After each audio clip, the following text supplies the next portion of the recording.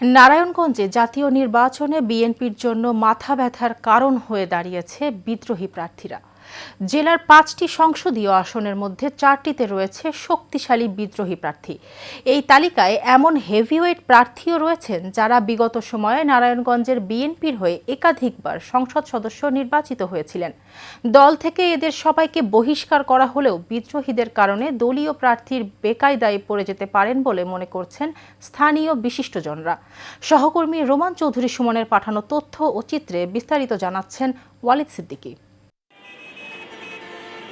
নারায়ণগঞ্জ এক আসনে বিএনপির মোস্তাফিজুর রহমান ভূঁইয়া দীপুর বিপরীতে বিদ্রোহী প্রার্থী হয়েছেন যুবদল নেতা দুলাল হোসেন। নারায়ণগঞ্জ ২ আসনে বিএনপির নজরুল ইসলাম আজাদের সাথে বিদ্রোহী হিসাবে লড়ছেন সাবেক এমপি আতাউর রহমান খান আঙ্গুর। নারায়ণগঞ্জ ৩ আসনে বিএনপির আজহারুল ইসলাম মান্নানের বিরুদ্ধে মাঠে আছেন সাবেক এমপি রেজাউল করিম ও মোহাম্মদ গিয়াসউদ্দিন। নারায়ণগঞ্জ ৪ আসনে বিএনপির বিদ্রোহী প্রার্থী হয়েছেন ফতুল্লা থানা বিএনপির সাবেক সভাপতি মোহাম্মদ শাহ আলম।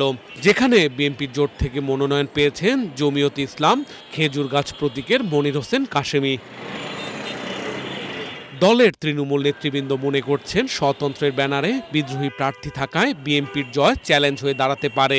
জাতীয় রাজনীতির অংশ বা কৌশলগত দিক থেকে তো বিএনপি যারা জোট হিসাবে নারায়ণগঞ্জ ছাড়া যাদেরকে মনোনয়ন দিয়েছে তারা হয়তো তাদেরকে মেনে নিতে পারেনি। মানে বিএনপির বিদ্রোহী প্রার্থীরা আসলে তারা মাঠে চমক দেখাতে পারে। কোনো জায়গায় বিদ্রোহী হয় সেই জায়গার নির্বাচনের পরিস্থিতিটা অন্য জায়গা থেকে একটু ক্রিটিক্যাল হবে এবং সেখানে সাধারণ মানুষদেরকেও তাদেরও সিদ্ধান্ত নেওয়া জটিল হবে যারা বিএনপি করে অ্যাকচুয়ালি তারা কাকে ভোট দেবে।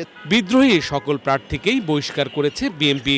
তবে তারা সবাই দীর্ঘদিন ধরে দলটির রাজনীতির সাথে যুক্ত থাকায় ভোটারদের ওপর প্রভাব থেকে যাবে বলে মনে করেন কেউ কেউ। যারা বিদ্রোহী রয়েছেন তারাও অনেক শক্তিশালী প্রার্থী এবং এই ফতুল্লা আসনটিতে তাদের ব্যাপক জনভিত্তি রয়েছে। এর ফলে যিনি জোট থেকে সমর্থন পেয়েছেন তাকে অবশ্যই একটি টালমাটাল পরিস্থিতির সম্মুখীন হতে হবে। সবাই তো ধানের শীষের লোক, আজকে শাহ আলম সাহেবও ধানের শীষের লোক, গিয়াসউদ্দিন সাহেবও ধানের শীষের লোক। তো তারা যদি এখানে দাঁড়ায়, তারা যদি স্বতন্ত্রভাবে বিদ্রোহীভাবে যদি তারা নির্বাচন করে তাহলে এটা অবশ্যই এটা চাপের মুখে পড়বে বলে আমি মনে করি। নারায়ণগঞ্জ প্রেস ক্লাবের সাধারণ সম্পাদক আফজাল হোসেন পন্টি বলেন, বিদ্রোহী প্রার্থীরা শেষ পর্যন্ত মাঠে থাকলে 3টি আসনেই বিএনপির ফলাফলে মারাত্মক প্রভাব পড়তে পারে। সবগুলো আসনেই একাধিক নেতা আছেন যারা নিজেদেরকে যোগ্য মনে করছেন, তারা বিদ্রোহী হবেন এবার বলে আমার মনে হচ্ছে এবং দেখাও যাচ্ছে তা। বড় দল থেকে যেই প্রার্থীগুলো দাঁড়াচ্ছেন তারা ভালোই আমার মনে হয় ফাইট দেবেন এবং এটা যদি সামলাতে না পারে বড় দলগুলো তাহলে এটা ভোটের রেজাল্টে একটা বিরাট সংখ্যা হয়ে দেখা দিতে পারে বলে আমার মনে হয়।